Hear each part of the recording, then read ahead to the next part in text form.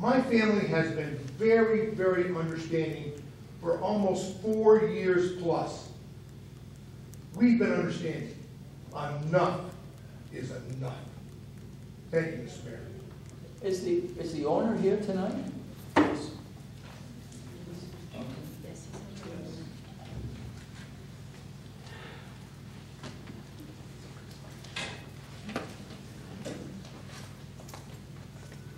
Good evening, everybody.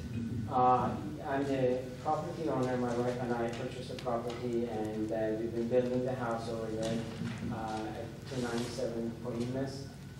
We are very close to the completion of the project, as it has been inspected by the building official and the inspector. And as it was promised at the beginning of this process that we will be finished by June 30th, we are on schedule for that. And all the inspection has been done. We have submitted the screening plan before we started construction. It was approved by the city arborist, and those plans have already been in place. What was approved on the plan, and a landscape screening plan has been approved, and all those trees have been placed. And as we go through the process and finishing up the project, we will be putting additional landscaping above and beyond what we have. I think that, John, we need to answer some of the questions that this other gentleman asked, and whether, in fact, we have been obeying all the rules as far as the ordinances go. Because I don't know the answers to them. But Dennis isn't here tonight, but I think we have to be sure that we answer this gentleman's question. So I would say that we can't answer them tonight, but please give us your name, and we will make sure that Yes, sir. we get back to you. There are emails going back years now with Duncan and this homeowner about the drainage issues. I have copies of it in my email because I was involved. May I speak on the drainage issue?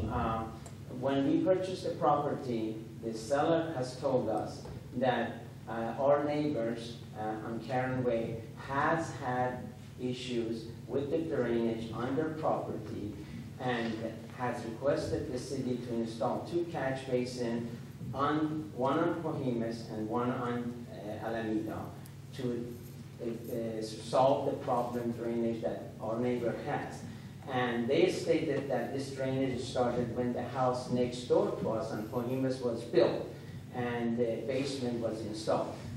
Our property, the basement floor is about 12 feet at least, plus minus, below the grade that our neighbor property has. And we have no problem with the water. We have got permission from the city, and whatever is being collected as a water under our basement is being pumped into the catch basin at the city, at the street. So it's not impacting anybody. And if the neighbor has had problem beforehand, we are not going to be to blame on all the problem that our neighbor has. We are doing everything we can, and we have obeyed all the rules and regulations that the public work has put on us.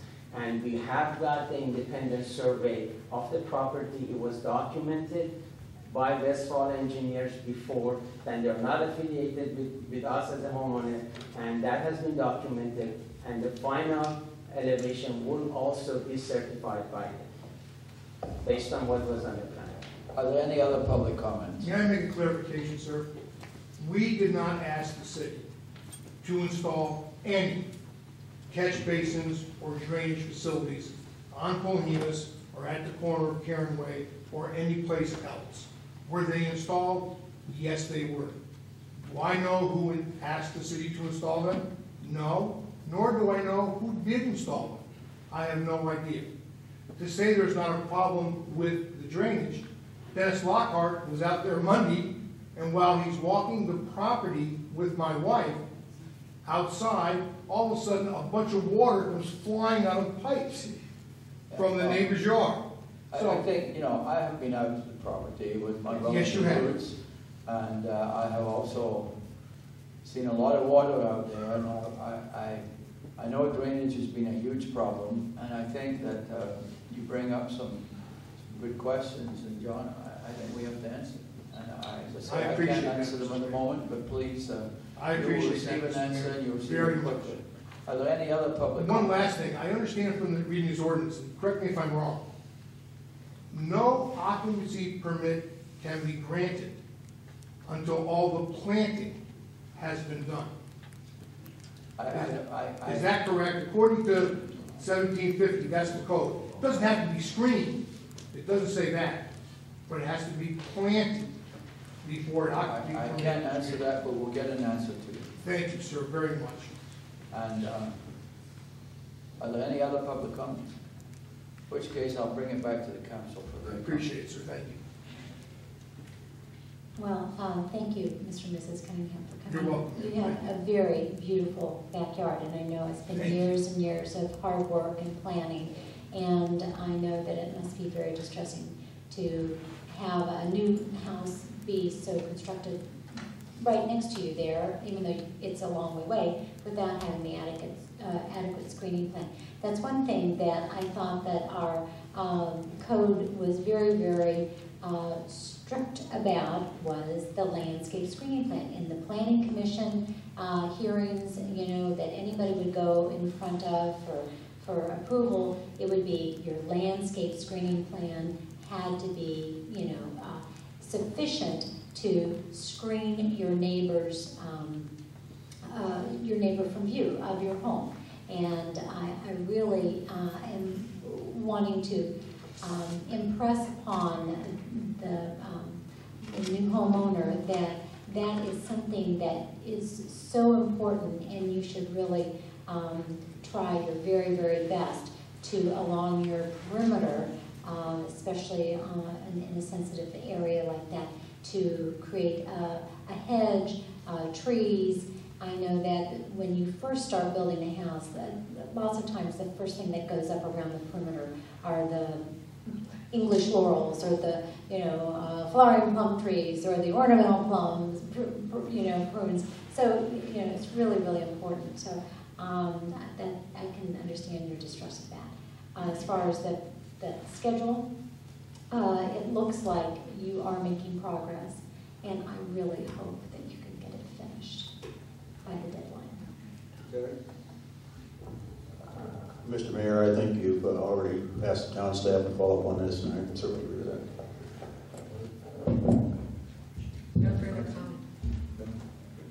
Well, we're all hoping that the project is completed by June the 30th, and clearly if we don't meet that date, it's going to have to go back to the council. And meanwhile, I want to get you the answers that you need. Thank you, sir. We'll review those ordinances, and if we made mistakes, we will tell you that we made mistakes. Thank you, sir. When you get your occupancy permit, please get a 96-gallon trash bucket, please. So now, the next item is going back to the item number 16, where Teresa will announce the results of the voting. For the Finance Committee, Council chose Alan Enthoven. For the Transportation Committee, they chose Jean Shape. For the Planning Commission, Council reappointed both Herman Christensen and Bill Lively. Okay, well, I congratulate all of these people on the appointments, and there's plenty of work to be done. I'll make a motion to approve the appointments. So, the council reports are in the agenda. I make a motion we approve the appointments. Yep. All in favor? Aye. Council reports are in the agenda, and we then go to the future agenda items, which are the two colleagues' memos. Did somebody want to go, or Kathy, would you like to talk about those?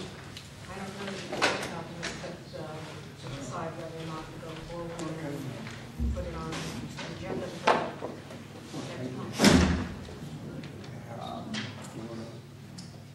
Well, I With will. regard to anonymous donations, we're going to get some clarification, Bill and I, with our attorney, Mr. Connors, with regard to the council in public the next meeting. Get their thoughts. Well, I will make a motion that we approve the colleague memo number 1. Do I have a second? Second. All in favor? Aye. Any comment? I oppose. Okay, so it's 4-1 on that one. The second one is colleagues memo number 2. Would somebody like to make a motion on that one? As I recommended, I'd like to make a motion that we approve colleague member number 2. Second. All in favor? Aye. Can we make a comment? Opposed? Opposed. I oppose. I'm opposed. I'm opposed because of the staff time that you require.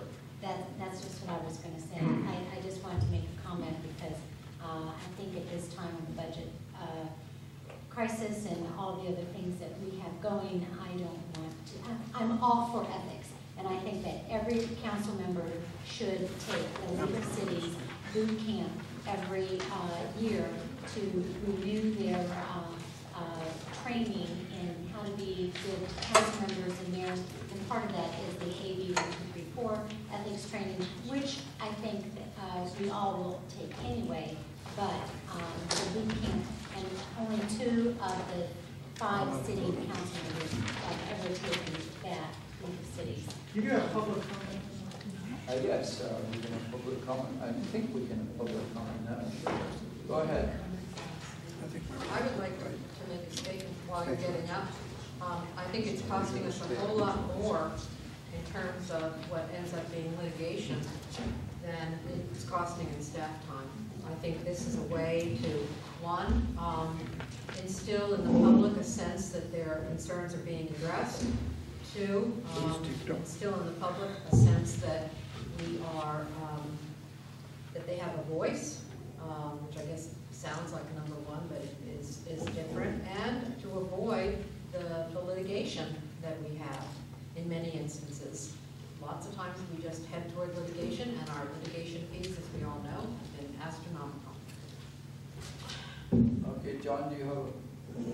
Yes, I'll restrict my comment to number 2 because number 1 was approved. I think this ethics committee is essential. I think that people who live in Atherton spend a lot of money to live in Atherton, and property taxes and whatnot, and a sense that they're being treated fairly by the town is very important. I didn't agree with how everything in the ethics committee was written up. I don't necessarily agree that the resident member should be a lawyer. I think the town already has plenty of lawyers who are very adept at saying that possibly unethical treatment can be legally defensible. But I do think that it's really the right thing to do to have a committee where if a resident has a concern, it can be expressed, it can be resolved in a constructive way rather than a destructive way. And I agree totally with Kathy that it will save staff time, it will save aggravation, it will save hurt feelings and commotion. And there's absolutely no reason that people who are very well paid in this town should continue to be self-governing in terms of how they deal with problems that other people have with them. They need to be accountable to the community and not to themselves if there's a problem.